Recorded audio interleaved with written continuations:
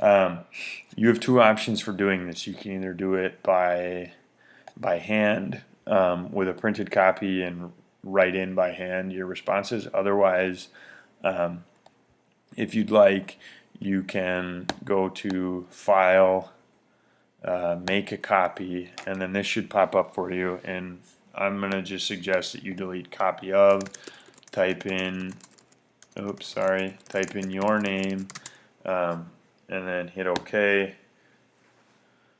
Your new Google Doc will pop up that you should have the ability to edit. If you do that,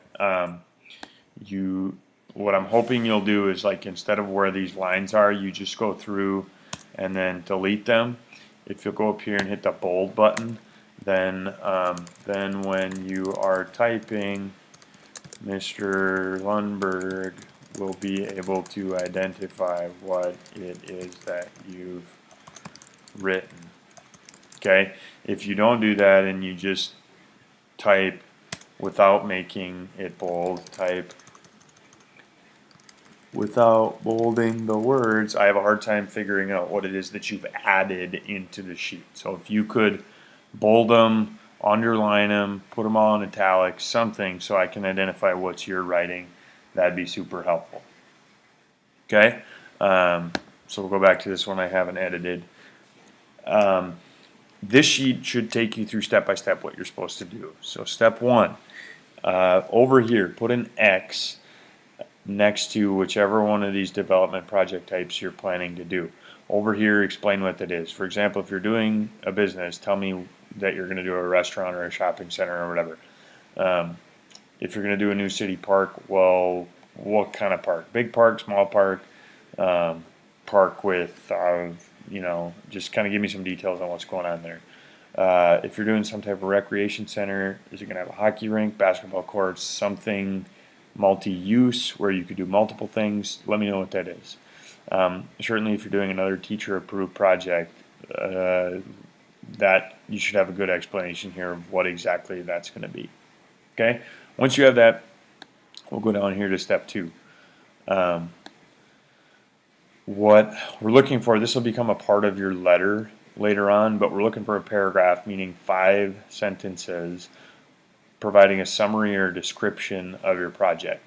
So what exactly is it that you believe should be built? What's going to happen in this new facility? If it's going to be a park, tell us the details of the park. What kind of things are going to go on in the park? If it's a school, tell us the details of the school. Obviously, we know what happens in that facility, but tell us, just give us a little bit more. Give us exactly your ideas. Once you've got that, then it's time to decide on a location for where you're going to put your project. So it says here, use city maps to finalize a location for your project. So I would say the easiest way to do this is to pull up another tab, go to Google, or type up here City of Moorhead maps. Okay, once you're here, you've got a couple of options. This interactive GIS map is pretty cool. I'll show you how that works. Once you click on that, you should get to this point here. Right here, there's a link to say interactive GIS maps. If you click on that, a map of Moorhead should pull up. I'm not sure why mine is not working. I'll refresh it here. Okay, there we go. Here's a map of Moorhead. Now, you have some other things that you can add, some layers that you can add to this map. There's a button here that says Legend.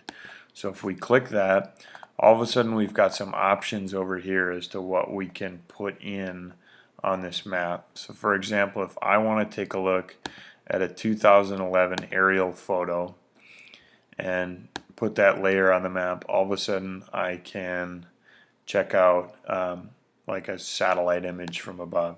I can zoom. I'm not sure why my zoom's not working. I should be able to zoom in and out and kind of get some closer details.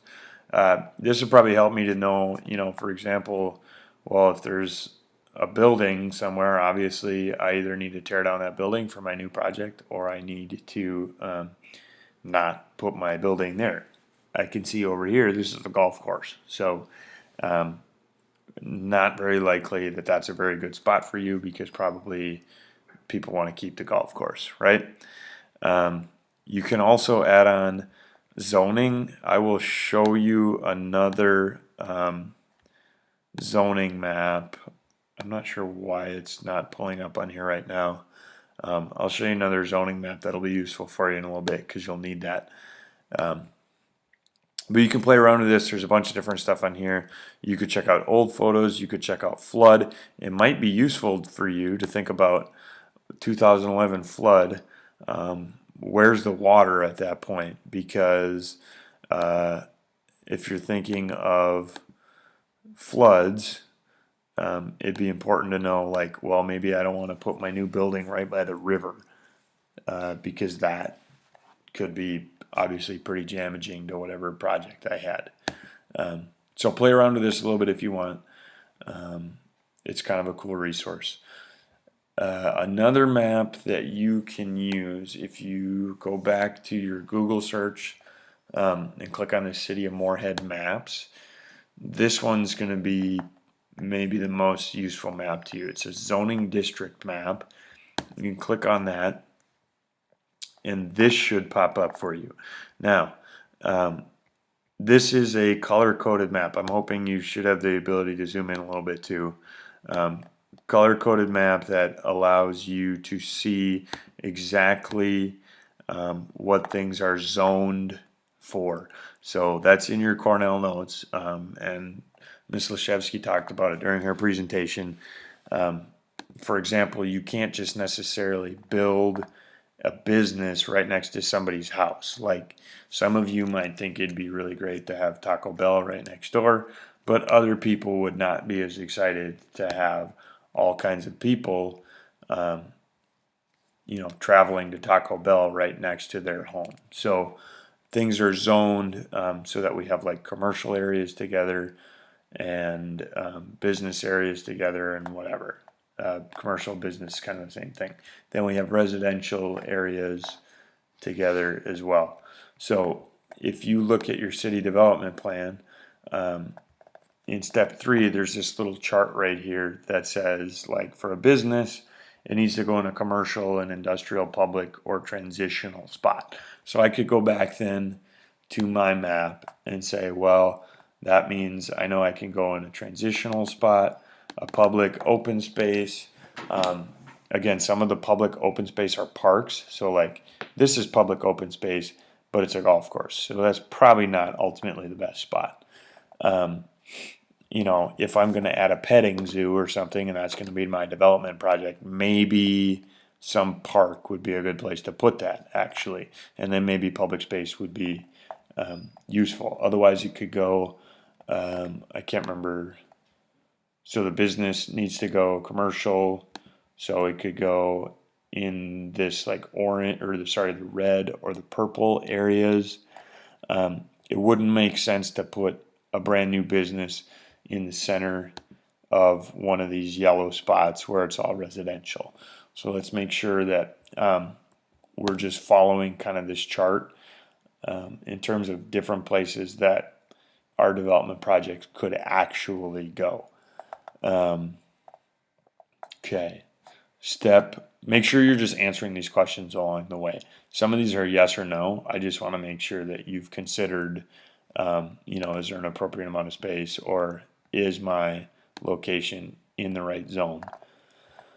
Then, step 4, you're going to create a totals map of the location on a blank piece of computer printer paper. We did this before with our map to school. So wherever it is in town where you decide would be a good place for this to go, I would say then, kind of like you did with your map to school, maybe sort of plot out some area around there. Let's say you decide, okay, I'm going to put my building over here in this transitional area. These places are undeveloped, this gray area, so I would say that's going to be a really great place for a lot of our development projects. There's nothing there yet, so it's open space space that could be used. So maybe I'm going to put it right here. Maybe I decide then that I'm going to map this area around, and I'll kind of put that on the map. So just totals elements, landmarks, remember those are recognizable features of the town, and then roads. It's important to think about how are people going to get to your place. So make sure we've got 5 roads, and then I'm going to add in labeled. So not just roads, but tell me what roads they are. Then step 5, this is kind of an opportunity for you to be creative. Design your project. Give me some type of architectural sketch or a sketch of what it's going to look like. Give us a general outline. I want to kind of get an image in my head of what it looks like. Okay, 5 details.